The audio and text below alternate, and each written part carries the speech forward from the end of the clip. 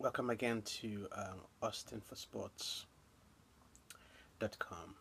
My website is a wonderful one that presents a lot of different aspects of life: philosophy, films, football, Formula One, different sports, um, music.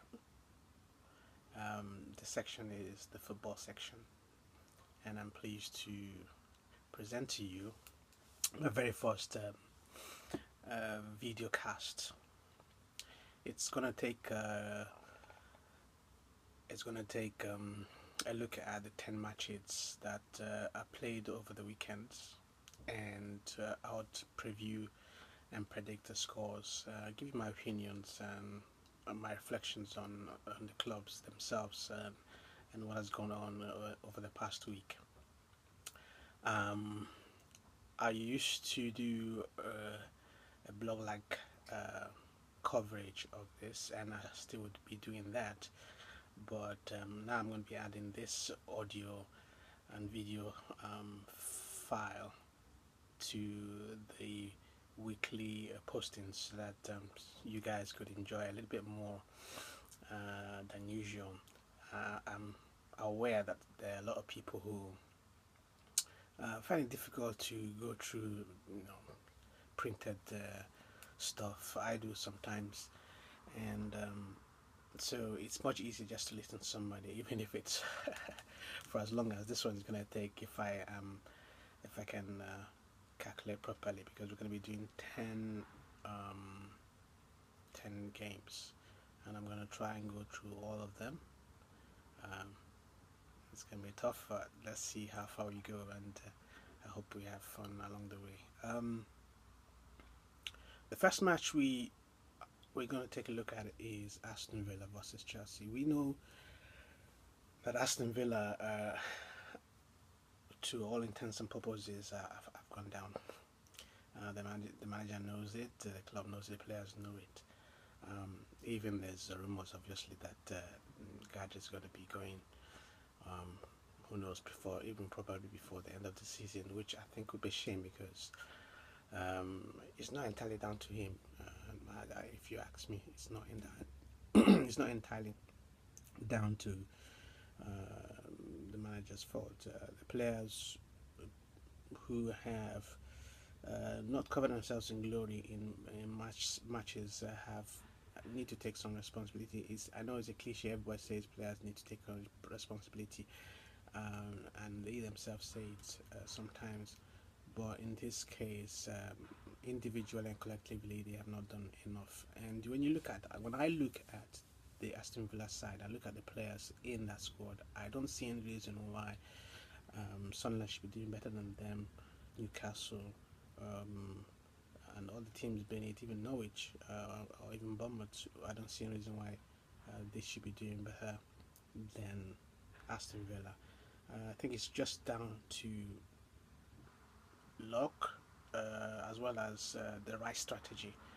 And you can only not look too far to Leicester to see that even though the players are not the highest caliber of players, they are working together and having the right atmosphere, having the right strategy, and that's what's working for them tremendously. So it can be said for every other team, and I'm sure a lot of people are applauding Leicester now.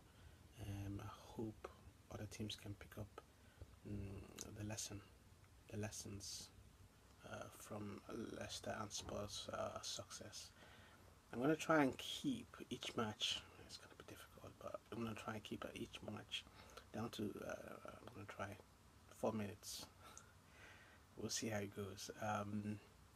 Aston Villa against Chelsea. Chelsea, a lot has been said about them, and they're going to go through a period, I believe, next season of rebuilding, and it would be nice if they can really, really do a very top to bottom review and reconstruction of that team, because the fans deserve much better than what they got this season.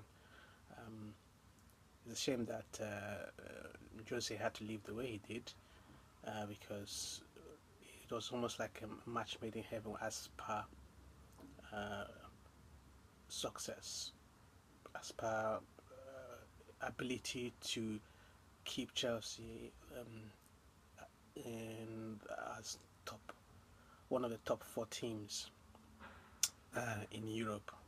It was There was a time that we could say that you'd count the first four teams in Europe and Chelsea being in it, and that I believe was what Abramovich um, has been trying to do um, for that club. And hopefully, if the rumors are true, which is an open secret that Antonio Conte is coming to the club, if he can manage to turn around the slip and dip of image and form that Chelsea is experiencing now, then it'll be good for the fans and the club as a whole. Most pundits will look at this match and say it's a Chelsea win for sure, but we know from the this season, and the way Chelsea have performed, that that's not a guarantee. They have a very, very fragile defense, and sometimes I've asked myself why they've brought in some new defenders, and those players have never graced the pitch to show what they can do. John Terry, we know, is a strong leader and still capable of playing some full 90 minutes of good quality. And Cahill, I've always given him my backing. I thought either him or Joe Hart should have been given the captaincy in England. I also believe that he should be the natural successor to John Terry, and this is not being narrow-minded, but the clubs that are in an English environment need an English core. It's just like it's the DNA of most clubs that succeed, and I would prefer that he was the one to take the mantle from John Terry, and they'll build upon that strong desire he has to keep Chelsea ahead and up, because I've seen so many times put his neck and head in line just to prevent goals, and goes forward as well to go and score goals. So that is the kind of spirit I think Chelsea need, and it'll be a mistake to give it to anybody else if you ask me. Anyway, Chelsea Aston Villa, I have a feeling that Chelsea might find the will and the way to win, so I'd give it a 1-0 victory to Chelsea. Looking at and I said I want to keep this to 4 minutes, I think it's past 4 minutes now, but looking at the results that Aston Villa have, they've had 1, 2, 3, 4, 5, 6, 7. I believe that's 7 or 6 losses in a row, and you can see them getting a win. It would be a miracle if they can get a win against Chelsea, but if there's any team that they can get it against, it to be Chelsea, because of the way they're going. They don't seem to be in line for Champions League. They are not going to have an appetite to go and play Europa, so they're safe from I can say they're safe from relegation. So it'll be an interesting match for sure. Next match we're gonna go into is Arsenal versus Watford. Arsenal have taken a lot of slack for their performances in recent weeks. The manager has taken flack as well. You could fall on either side, but recently a lot more people have been falling on the side of the argument that Arsenal has underperformed in the last 3 seasons, and something has to change. I've said it before. A lot of people have said it before. Wenger has done a tremendous job financially, bringing up players, and keeping Arsenal in the top four. This year is a little bit more. It's going to be a little bit tougher for him to keep Arsenal because it's still up for grabs with the introduction of Leicester and Spurs into that top four position. It's going to be hard for uh, the traditional four teams. Chelsea is no longer in there, but you have Manchester City, Manchester United, and Arsenal. My prediction definitely is that one of those teams is not going to get into top four. Looks at the moment more likely to be one of the Manchester teams, but the way the season has gone, you cannot rule out Arsenal dropping out, and that would be a huge shame for Arsenal fans. And I think we're signal for Wenger to pull out. I think pressure will be so immense if he doesn't make top four uh, for him to leave, and it'll be the right thing. He still has a good chance of winning the title. Let's not make any bones about that. Leicester could drop points, Spurs could drop points, as he said in his one of his post match interviews. If they're 3 points behind the Spurs, what makes anybody think that it's all over? It's definitely not over. But the players in the national team need to pick up their game. They need to start playing like champions. They have not in so many games against Watford. Um, they didn't play so well in that game. In the FA Cup where they lost. There's some few games where they've not shown enough desire and quality. If you ask me, irrespective of what Wenger says, um, to show that they deserve to be champions of the Premier League. Um, Against Watford again, it's going to be tough because Flores knows where to hurt Arsenal. He's done that not too long ago. He has two players in Igalo and Dini to terrorize that back four of Arsenal that sometimes can be very shaky. They don't. I don't think they have check back, so that's going to be a problem.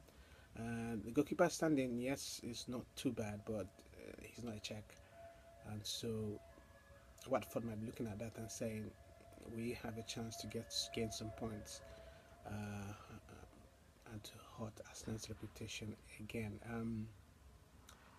The next game Arsenal have is against West Ham, so it isn't looking like an easy run to the end of the season for Arsenal. And as I said, without at the risk of repeating myself, it will be nice if Arsenal can find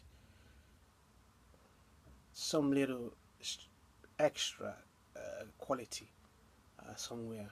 Maybe the young boy that came in Wobby might provide that because the way he played with Welbeck, where he combined and the confidence that he showed in their last game gives a lot of hope. So probably playing a 4-4-2 might help Arsenal have a different angle against other teams and just put them on the wrong foot. And you never know, they go on a very good run, 5 wins, 6 wins, and they're back in pole position. They haven't done too badly as when I'm looking at their form. If I go, how many? 1, 2, 3, 4, 5, 6. 3 wins, 2 losses, and 1 draw. Not the form of champions, because I can remember the period where they went 5 wins in a row. They've done 3 wins in a row as well. So that's what it takes, or should take, for a team to be considered hot in form and title contenders. If I go, I think Leicester have, if I remember, less than, yes, they have less than, Leicester have less than 10% loss of games, percentage loss of games, and that's incredible for a team. Arsenal are slightly above that. They have um, right here they have